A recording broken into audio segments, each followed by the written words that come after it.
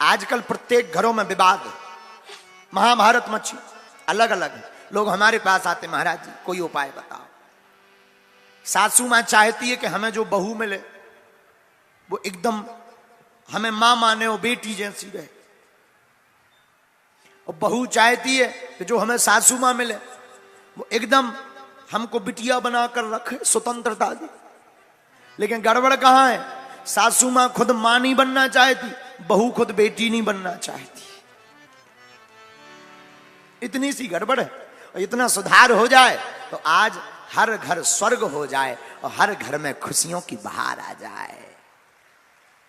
और ये भैया सत्संग से ही संभव है, रामचरितमानस से ही संभव है। जब तक भारत का युवा और छोटे छोटे बच्चे रामायण नहीं पढ़ेंगे तब तक संस्कारहीन हो रहेंगे। और जिस दिन रामचरितमानस को पढ़ने लगेंगे बच्चे, राम के चरित्र को गढ़ने लगेंगे, हमारे भारत का युवाओं की दिशा और दशा दोनों सुधर जाएगी। तो हमारी बेटियों से भी और बेटों से भी प्रार्थना है, आप लोग रामचरितमानस पढ़ो, रोज पढ़ो, 5 दोहा पढ़ो, पर पढ़ो नियम पूर्वक पढ़ो। हम अपनी बात बताते हैं, हम स्कूल तो कम गए, लेकिन हमारी माताजी की एक आदत थी, वो प्रतिदिन हमसे रामायण पढ़वाती थी। वो तो नहीं पढ़ी लिखी थी, लेकिन लाठी लेकर बैठ जाती थी, अच्छा हाँ पढ़ो। हम रामायण उठा करके पढ़ते थे, माताजी बैठी बैठी सुनती थी। उसी का प्रताप है कि हमने 12वीं तक पढ़ाई स्कूल में रेगुलर की। स्कूल महीने में 1 बार गए, पर रामचरितमानस में संसार का ऐसा कोई प्रश्न नहीं जिसका उत्तर ना हो। और रामचरितमानस की कृपा से हम एक भी बार फेल नहीं भया, और 12वीं में 75% लेके आए और 5000 रुपया स्कॉलर ले आए। आओ। लेकिन जब हमें मिले थे तब हम यही कहते थे, भाग्य को भूत कमाते हैं। क्योंकि पढ़े ही नहीं, पढ़े नहीं, करे भी नहीं, ना पढ़े, बस लड़े हैं।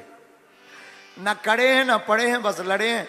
लेकिन धन्य है गुरु का प्रताप, रामचरितमानस का प्रताप। इसका मतलब ये नहीं है कि जितने बच्चा यहां पढ़ने वाले बैठे वो कल से स्कूल बंद कर दें, रामायण भर पढ़े। नहीं नहीं नहीं, ये हमारी तो मजबूरी थी। हमारी मजबूरी ये थी कि हमारे पिताजी कुछ करते नहीं थे, तो घर चलाने के लिए कर्मकांड करते थे, कुछ काम धाम करते थे, तब भोजन की व्यवस्था होती थी। तो हमारी मजबूरी थी। आप लोग खूब पढ़ना, स्कूल भी जाना, विद्यालय भी जाना, कॉलेज भी जाना, पढ़ना भी, लेकिन संगत संभल कर करना, और ऐसा जीवन जीना कि तुम्हें अपनी जिंदगी में ऐसी उपलब्धि मिले कि माता पिता तुम्हारे नाम से गौरवान्वित महसूस करें। हम एक और प्रार्थना करेंगे। पिता के नाम से तो बहुत लोगों को जाना जाता है, और अगर बेटा या बेटी का नाम पिता के नाम से है तो किसी मतलब का नहीं। बेटा और बेटी तो तब है जब इनके नाम से पिता को जाना जाए।